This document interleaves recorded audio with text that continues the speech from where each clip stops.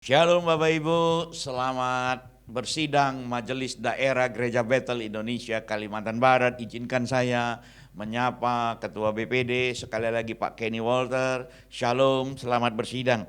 Bapak Ibu ini kasih Tuhan, hari ini saya akan berbagi soal misi penanaman gereja dan suku terabaikan. Untuk itu pertama-tama kita harus samakan persepsi kita dulu, gereja dan penanaman gereja. Saya ingat pesan Dedenkot, pakarnya misi saudara, Peter Wagner, dia bilang begini, penanaman gereja, church planting is the best methodology of evangelism under the sun. Jadi dikatakan metode penginjilan yang paling canggih di bawah matahari ini adalah dengan menanam gereja.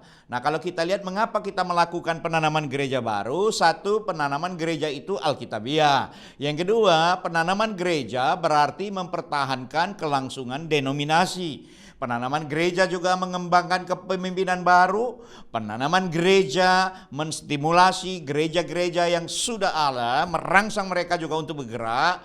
Dan penanaman gereja itu efisien. Penting di dalam misi penanaman gereja bahwa kita ini harus punya perubahan paradigma. Gereja harus mempunyai perubahan paradigma yang radikal bahwa penanaman gereja bisa dilakukan semua orang dalam tempo yang cepat dan dengan biaya murah. Tanam gereja itu harus dipaksakan, disengaja. Misi menanam gereja harus dibiasakan atau disengaja. Kalau enggak ada yang bergerak. Strategi tentu kita mengikuti apa yang dilakukan gereja mula-mula dalam kegerakan. Dan gereja tentu harus dapat berproduksi. Nah, kalau kita lihat data dan fakta hari ini, kalau kita lihat peta dunia dan penduduk dunia itu hampir 7,3 miliar saudara. Terdiri dari 16.585 suku, 6.909 bahasa, dan 237 negara dan teritori. Dari 7,3 miliar, mungkin sekarang pun sudah 7,5 miliar saudara, itu ada 2,9 miliar atau 7.165 kategori suku yang belum terjangkau. Nah, kalau kita bagi dunia ini dengan 3 bagian, daerah yang sudah diinjili dan sudah menerima Yesus itu 33% saudara. Yang sedang dilakukan penginjilan dan misionaris ada di mana-mana itu sekitar 40%. Dan saudara ini kasih Tuhan yang belum terinjilin itu sekitar 27%. Jadi tugas dan tanggung jawab saya dan saudara itu masih panjang. Satu kali Gordon Conwell University itu mengeluarkan data saudara, tahun 70 orang Kristen itu 33,2%. Tahun 2020 saudara, ternyata kekristenan itu hanya meningkat 0,1%, 33,3%. Artinya gereja itu mayoritas di seluruh dunia itu mengalami kegagalan. Nah, kalau kita lihat gereja di Asia saudara, populasi penduduk di Asia ini itu 6 tahun yang lalu hampir 4,5-4,6. Sekarang mungkin sudah ada perubahan karena sensus penduduk kan enggak selalu berurutan saudara. 60,3% orang tinggal di Asia. Di Asia ini sendiri ada 7.258 suku. Bahkan suku yang belum terjangkau Injil saudara itu ada 5.189. Kalau kita bicara global artinya tanggung jawab gereja itu besar saudara ya. Nah, Bapak Ibu ini kasih Tuhan, Joshua Project mengeluarkan satu statement tentang dia kasih istilah The Kunming Circle.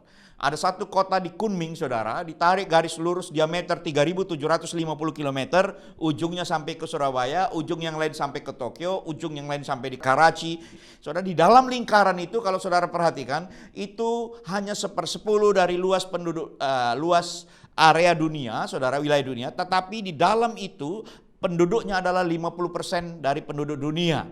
Dan di dalam 50% penduduk dunia itu berarti hampir 3,6 miliar, hanya 1/8 orang yang dikategorikan Kristen. Belum tahu saudara lahir baru atau enggak saudara ya. Artinya kalau lebih sungguh-sungguh lagi lebih kecil. Tapi kita bersyukur saudara, data statistik menunjukkan dari 70 ke 2020 saudara 50 tahun itu ada penambahan orang percaya itu 100%. Dari 4,5% menjadi 9,2%. Itu sesuatu yang luar biasa yang patut kita syukurin. Nah, sekarang pertanyaannya bagaimana dengan Indonesia? Data dan fakta yang dikeluarkan Biro Pusat Statistik Republik Indonesia untuk sensus tahun 2020, ternyata penduduk Indonesia itu ada peningkatan saudara menjadi 270 juta jiwa. Wow. Saudara, ini kasih Tuhan, dari 270 juta jiwa itu, Indonesia ini dibagi 781 suku, saudara. Dari 781 suku yang hidup di Indonesia ini, ada 130 suku yang dikategorikan unreached people group atau suku terabaikan. Nanti Bapak Ibu kan bertanya, apa sih maksudnya suku terabaikan? Nah, saudara, ini kasih Tuhan, dari 130 suku terabaikan itu ada 35 diantaranya itu unengaged.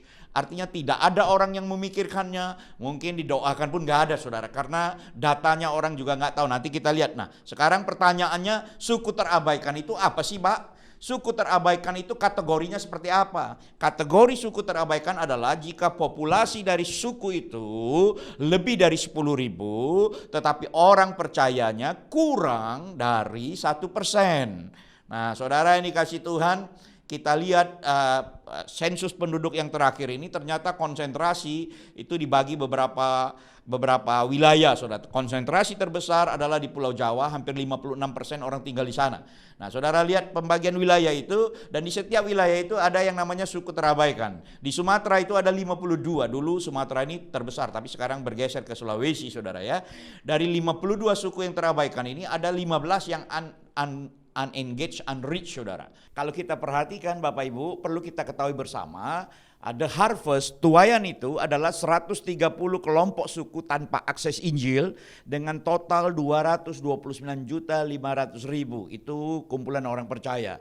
Sementara pekerja atau the harvest, saudara, database dari Gereja Bethel Indonesia akhir tahun menunjukkan ada 6.020 Gereja Bethel Indonesia, baik yang dari Sabang sampai Merauke maupun di bangsa-bangsa. Dengan total jemaat ada 3.500.000. Nah, kalau kita bandingkan dengan 3.442 pendeta, 4.737 PDM, ada 8.681 PDP, saya pikir kalau kita lihat dengan tugasnya untuk memenangkan suku terabaikan ini, kita bagi aja, saudara. 130 hamba Tuhan, PDPK, PDMK, PDP, pendeta penuh, itu cukup mengadopsi satu suku. Atau kita bagilah 46 GBI adopsi satu suku terabaikan. Tapi saya perlu informasikan kepada Bapak Ibu, sebagaimana lembaga kajian bilangan Research Center mengatakan bahwa pertumbuhan gereja di Indonesia ini bukan sesuatu pertumbuhan yang wow gitu. Kenapa? Karena mereka melakukan survei,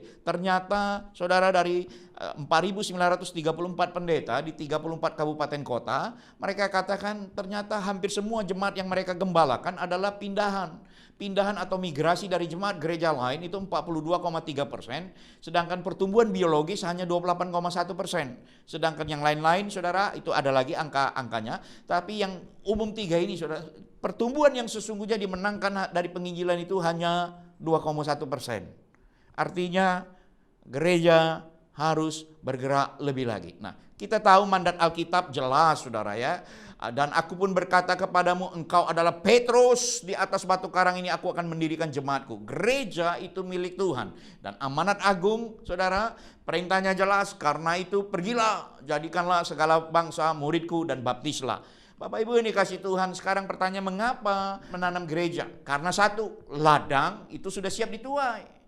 Seringkali kita suka menunda-nunda, kita bilang 4 bulan lagi, 5 bulan lagi, tunggu corona selesai. Bapak Ibu ini kasih Tuhan, saya hanya ingin mengatakan, firman Tuhan katakan, bukankah kamu mengatakan 4 bulan lagi tibalah musim menuai, tetapi aku berkata kepadamu, lihatlah sekelilingmu dan pandanglah ladang-ladang yang menguning dan matang untuk dituai. Artinya saya tahu kita nggak bisa bergerak bebas, saudara, tetapi ketika kita melihatkan kondisi tetangga kita, orang depan kita, kampung kita, pulau kita, kita tahu betul masa penuaian itu sudah tiba. Nah, Bapak Ibu ini kasih Tuhan, seperti kita ketahui, kita bukan hanya ingin menjangkau orang-orang yang ada di sekitar kita, tapi kita juga ingin menjangkau rumpun yang ada di Kalimantan Barat ini, saudara. Selain orang Dayak, saudara, adalah rumpun Melayu Kalimantan. Dan juga para pendatang yang lain dari berbagai daerah.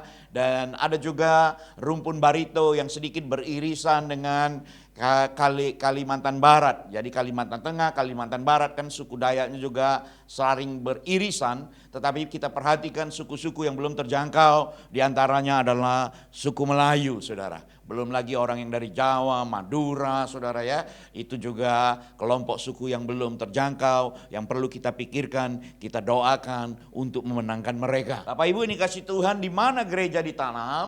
Saudara, firman Tuhan jelas ngomong Yerusalem, Yudea, Samaria, sampai ke ujung bumi. Yerusalem adalah tempat kelahiran gereja pertama. Kemudian penganiayaan menyebar, membuat orang Kristen itu menyebar, orang percaya di seluruh kekaisaran Romawi. Jadi karena dianiaya mereka menyebar. Terus ada beberapa murid mulai ke Pulau Siprus, saudara. Nanti kita akan lihat perjalanan Paulus sebentar. Nah saudara, Kisah Para Rasul 13 bercerita tentang gereja di Antioquia ketika mereka mentaati Roh Kudus dan mengutus Paulus dan Barnabas untuk pelayanan. Paulus memulai gereja kemanapun dia pergi. Bapak Ibu ini kasih Tuhan, kita lihat perjalanan misinya Paulus. Dia ada di Tarsus, dia ada di Antioquia, dia ada di Troas, dia ada di Tesalonika, dia ada di mana-mana saudara. Ini Tarsus, Antiok, Troas ini bicara soal pelabuhan. Nah saudara, berbicara soal Roma, itu ibu kota saudara, ibu kota politik. Bicara soal Athena, itu kota budaya. Bicara soal Filipi, itu kota kunci masuk ke Eropa, ke Makedonia. Bicara soal Korintus, itu juga kota kunci saudara.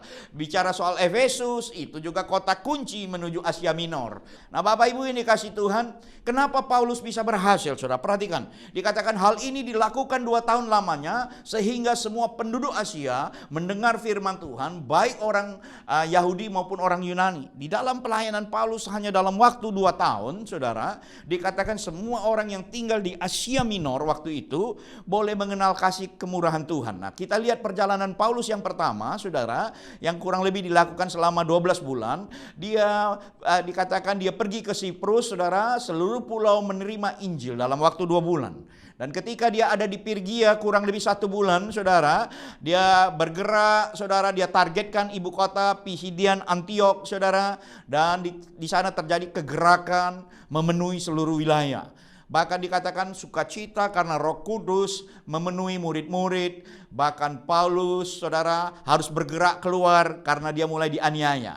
Dia pergi ke Galatia 3-4 bulan. Ya saudara, wilayah Galatia dan kotanya Ikonium, saudara bisa lihat dia juga bergerak lagi karena dia diancam. Dia masuk ke Listra saudara, juga kena aniaya saudara, tapi dia nggak berhenti untuk memberitakan Injil. Dikatakan dia bergerak ke Derbe dan di situ dia menangkan banyak murid. Nah saudara, ini kasih Tuhan perjalanan pulang saudara, dia juga mampir ke tempat di mana dia pertama pergi untuk menguatkan orang-orang percaya yang sudah ada di sana, memperkuat gereja-gereja yang ada sudah dilayani. Nah saudara, ini kasih Tuhan, gereja artinya orang-orang yang ibadah di rumah zaman itu saudara ya.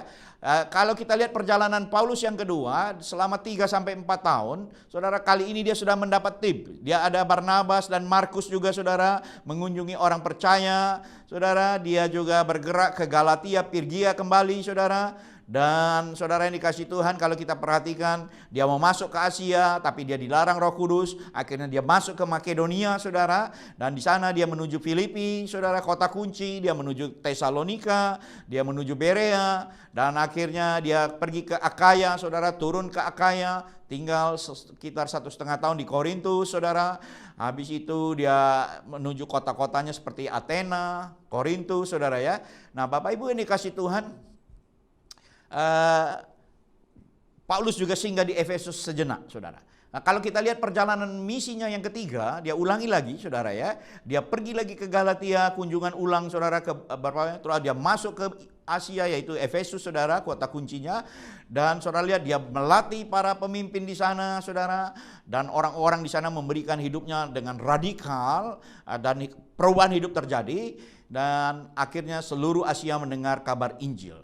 Nah saudara perhatikan, Efesus itu jadi pusat. Nah, dia mengunjungi ulang Makedonia kembali setelah itu, dan dia melangkah ke Illyricum saudara, mulai dijangkau sampai akhirnya dia kembali ke Efesus saudara. Dan di dalam kitab Roma dikatakan no more place left. Nggak ada tempat yang sisa. Tetapi sekarang karena aku tidak lagi mempunyai tempat kerja di daerah ini, kata Paulus. Wow, keren sekali saudara. Kalau seandainya BPD Kalimantan Barat berkata di dalam satu sidang lagi, tetapi sekarang karena tidak ada lagi mempunyai tempat kerja di daerah Kalimantan Barat, karena semua kabupaten kota yang ada di Kalimantan Barat sudah kami duduki, sudah kami utus orang, ada Gereja Bethel Indonesia. Keren sekali saudara, ini kasih Tuhan. Nah Bapak Ibu, ini kasih Tuhan. Kita lihat langkah Paulus sebenarnya. Yang pertama sebenarnya yang dilakukan Paulus, dia perbanyak orang percaya. Yang kedua, dia perbanyak pemimpin gereja. Yang ketiga, dia perbanyak gereja. Saudara, jadi orang percaya dulu banyak dimenangkan, habis itu latih pemimpin, habis itu baru perbanyak gereja. Nah, dari Departemen Misi, Bapak Ibu yang dikasih Tuhan, kami sebenarnya kami membagi dari Departemen Misi membagi 5 strategi misi pertumbuhan dan penanaman gereja yang sebenarnya ini hal yang umum saudara ya. Yang pertama pertumbuhan gereja melalui program penjangkauan. Kita bikin brosur, bikin KKR, kesembuhan ilahi, kunjungan rumah sakit, saudara ya, bagi sembako, itu semua bagian dari program. Habis itu pertumbuhan gereja melalui pertumbuhan cell group, ibadah-ibadah rumah tangga, family altar, keluarga-keluarga, terus memecah, membelah. Yang ketiga adalah pertumbuhan gereja melalui intentional church planting atau menanam pertumbuhan gereja melalui penanaman gereja yang dipaksakan, penanaman gereja yang diwajibkan, penanaman gereja yang diharuskan. Dan yang keempat adalah pertumbuhan gereja melalui church planting movement. Ini biasa bergerak di dunia kedar, saudara. Ini ada sesi sendiri, Departemen Misi, bironya ada biro STA, saudara boleh bergabung di situ. Ini khusus untuk orang kedar. Nah yang kelima, saudara, pemuritan dan penjangkauan secara holistik. Paradigmanya kerajaan Allah, saudara ya. Memenangkan satu wilayah tertentu dengan segala kemampuan yang ada sehingga seluruhnya boleh membuka hati buat Yesus dengan segala program, kemampuan, penjangkauan, metode, saudara. Nah, saudara, ini kasih Tuhan, penanaman gereja dibagi 2 sebenarnya, secara garis besar. Yang reguler, saudara, yang reguler itu seperti kita, saudara ya, 3 lagu cepat, 2 lagu lambat, saudara.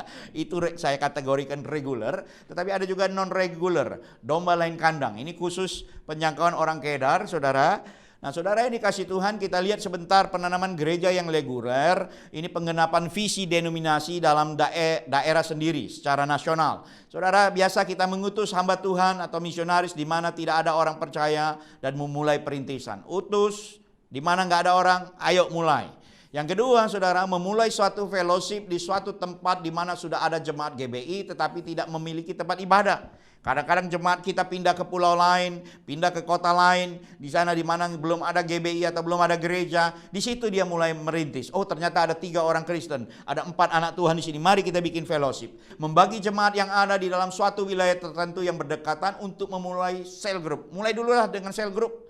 Fellowship terus atau ibadah yang berjauhan dengan gereja induk. Jadi mereka mulai membuka, saudara ya. Biasa bergabung sekarang, oke, sudah cukup. Kamu buka di tempatmu, di tempat kerjamu. Mulai dulu dengan cell group, dengan fellowship. Nah saudara, yang keempat, saudara, memulai suatu ibadah di suatu tempat tertentu yang berjauhan. Memang betul-betul jauh secara geografi. Karena jemaatnya pindah tugas yang jauh, saudara. Atau domisili, pindah rumah yang jauh sekali, di sudut kiri, satu di utara, satu di timur. Walaupun kadang-kadang di tempat baru sesungguhnya sudah ada gereja lain, saudara. Tetapi merasa kok kayaknya saya nggak nyaman. Lebih baik kalau saya merintis di sebelah sini mungkin bisa. Nah saudara, biasanya GBI melakukan hal yang seperti itu. It's okay, saudara. Nah saudara, ini kasih Tuhan, gereja baru bisa lahir dari Komsel, dari pos PI tadi, saudara, dari persekutuan, dari mungkin rumah singgah atau pendidikan yang kita buka, rumah baca segala macam, atau juga betul-betul pengutusan dari cabang atau pengutusan dari gereja induk untuk merintis. Itu strategi perintisan gereja regular organized church. Nah, saudara, bagaimana dengan penanaman gereja di bangsa-bangsa? Penanaman gereja di bangsa-bangsa ini panggilan gereja untuk mengutus, saudara, membuka, menanam gereja di luar negeri yang seringkali melewati boundaries, melewati batas geografi dan politik, saudara. Dengan kata lain, menanam gereja di negara lain. Nah, penjangkauan dapat dilakukan dengan merintis melalui diaspora orang Indonesia. Yang pertama, orang-orang Indonesia yang bekerja di luar negeri, saudara ya. Entahkah itu pelajar, pegawai, pekerja, saudara, atau juga pengusaha yang profesional. Orang Indonesia bisa menjadi batu loncatan untuk penjangkauan orang lokal dan membangun rumah doa, menara doa, cell group, dan ujungnya jadi gereja. Atau, saudara, melatih secara khusus penjangkauan orang lokal sebagai cross culture mission, saudara ya. Misionari Indonesia dipersiapkan belajar bahasa lokal dan mulai menanam gereja di tempat di negara tertentu. Saya kasih contoh, saudara. Ini salah satu angkatan sekolah POAB, nggak tahu yang keberapa, saudara, karena dia punya hati untuk India dan kita pernah gagal di India karena masalah visa. Jadi akhirnya kita bilang kita nggak utus ke India dulu, tetapi kami utus kamu ke Sandakan. Nah, saudara, di Sandakan satu kali kami monitor dia, bagaimana misi kamu di Sandakan. Dia bilang, baik Bapak, baru ada satu orang anak mudi, baru ada satu anak perempuan yang dilayani. Ternyata anak perempuan itu terganggu kejiwaannya, saudara. Saudara, dari satu anak muda dilayani, anak muda ini dimenangkan, dan singkat cerita, saudara dikasih Tuhan, keluarga, sahabat datang berkumpul, jadilah satu tempat ibadah. Nah, saudara, kami pernah di Malaysia satu kali, saudara, berapa belas tahun yang lalu, saya ingat betul, ketika kami melayani orang yang mau bunuh diri, saudara. Dia mau bunuh diri, pakai tali pinggang, gantung di kipas angin, karena tali pinggangnya kecil, saudara, putus, saudara. Akhirnya dia tukar dengan tali pinggang yang lebih besar, saudara, gantung dengan kipas angin, kali ini kipas anginnya yang jatuh. Dan dia dibawa kepada saya, dan saya masih ingat betul. Saya tanya dia, do you speak Malay? Dia bilang, do you speak English? Dia bahasa Kantonis sama saya, gantian saya, nggak ngerti. Nah, saya ingat betul, saudara, saya tumpang tangan, saudara, dan bahasa roh, rabasikaraba yashandaramu, saudara.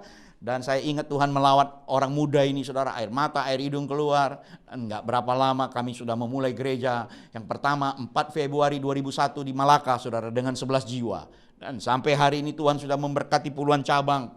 Setiap 3 tahun kumpul, saudara, dan ribuan orang yang datang, saudara. Ini 2 tahun, 1 tahun sebelum pandemik. Saudara, yang dikasih Tuhan, ini hanya sebagai satu kesaksian untuk menguatkan bahwa kita juga bisa. Belum lagi di Vietnam, belum Kambodia, saudara, belum lagi di Davao, Mindanao, bisa, saudara ya. Nah, Bapak Ibu yang dikasih Tuhan, kita juga punya misi untuk mempertahankan kantong Kristen. Ada 12 lebih kantong Kristen, saudara, boleh lihat di peta, saudara, di data ini. Dan hari-hari ini kantong-kantong ini sedang digerogotin, saudara ya. Dan kantong-kantong Kristen itu ternyata indeks pembangunan manusianya sangat rendah, saudara ya. Papua nomor 1, Papua Barat nomor 2, Nusa Tenggara Timur itu nomor 3. Kalau saudara lihat peta Papua, saudara, dari berbagai ragam suku, pernah peta Papua itu berwarna orange dan kuning, saudara, yang melambangkan setiap 1.000 orang satu gereja, saudara, yang kuning itu setiap 5.000 orang satu gereja. Tapi hari-hari ini peta itu sudah berwarna jadi hijau. Jadi saudara sudah ngerti maksudnya. Nah, saudara, kalau kita memperhatikan anak-anak Papua, son and the daughter, saudara, diangkut keluar berbondong-bondong, saudara, dan dilatih dan dikirim kembali, saya pikir itu sangat memilukan. Itu kenapa BPH, Departemen Misi juga memperhatikan kantong-kantong Kristen, saudara ya. Belum lagi di NTT, saudara, yang dulu pernah terjadi mujizat di Oikam, air berubah jadi anggur, saudara. Tapi hari-hari ini di mana-mana di sana banyak rumah Quran, saudara ya. Setiap keluarga dikasih satu rumah lengkap dengan tempat tidur, segala macam peralatan, dan syaratnya mereka harus mualaf. Dan saudara yang dikasih Tuhan, ini yang terjadi, saudara. Belum lagi di Mentawai, belum lagi di Poso, di mana-mana, saudara. Nah, Bapak Ibu yang dikasih Tuhan, kita perlu masuk ke kantong-kantong ini. Satu kali kami melayani di Pegunungan Tengah, di Lani Jaya, saudara ya. Jaya Wijaya, atasnya lagi Lani Jaya, saudara. Dan ketika satu kali sedang melayani, tiba-tiba Tuhan lawat, saudara. Roh Kudus turun, saudara. Mereka enggak tepuk tangan, mereka enggak angkat tangan, tapi malam itu mereka dilawat dengan luar biasa. Ini yang perlu kita lakukan. Artinya gereja Bethel juga memperhatikan kantong-kantong Kristen. Ketika mereka dilawat Tuhan, saudara, gereja-gereja tradisi dilawat Tuhan, ada satu kebangkitan, ada satu kebangunan rohani. Dan puji Tuhan, saudara, banyak anak-anaknya yang sekarang dikirim ke kita untuk dilatih. Nah, saudara, ini kasih Tuhan memang memulai satu pelayanan misi. Biasa penanaman gereja selalu mulai dengan doa. Yang kedua, kita melakukan survei dan pemetaan. Makanya saya selalu menghimbau setiap BPD, bahkan Kabid Misi, untuk melakukan pemetaan. Buka peta, lihat kecamatan, lihat kelurahan, dikasih warna mana yang belum ada gereja, pulau mana yang belum ada. Di situ didoakan. Habis itu kita melatih pelayan yang siap diutus, saudara. Saudara, habis itu kita tentu juga menyiapkan dana misi, sarana dan prasarana. Kita perhatikan dana misi ini kan sangat kecil, saudara. Hampir orang lebih konsentrasi menghabiskan uang untuk pembangunan, untuk peralatan, perlengkapan. Tetapi untuk dana misi satu kali, Joshua Project pernah melakukan survei, saudara. Dan ternyata setiap Rp10.000 yang dipersembahkan di dalam persembahan, yang dipakai untuk misi itu hanya Rp50, saudara. Jadi sangat kecil. Makanya kami juga menghimbau untuk kita semua terlibat di misi, menyisikan, saudara ya. Kita tahu apa yang harus kita lakukan dan kita bisa berbagi untuk misi. Saudara yang dikasih Tuhan, untuk suku-suku yang belum terkoneksi, unengaged, saudara ya. Jadi dia sudah suku terabaikan tapi juga tidak terkoneksi. Artinya sudah mereka terabaikan, nggak ada lagi yang memperhatikan. Saudara bisa lihat masih ada 35 suku dan kita mungkin bisa adopsi dalam doa. Oh Tuhan, aku pengen doakan suku Bolango ini di mana ya? Oh ternyata di sudut Sulawesi. Saudara mulai lihat peta, mulai doakan di menara doa, di rumah doa, di ibadah, saudara. It's okay, saudara. Kadang-kadang kita nggak bisa mengutus orang, tapi kita bisa doakan. Nah, Bapak Ibu yang dikasih Tuhan, strategi untuk menjangkau suku terabaikan ini selalu kita pakai mencari orang damai. Di Alkitab ada banyak contohnya tentang orang damai, perwira, orang buta, pemungut cukai, saudara.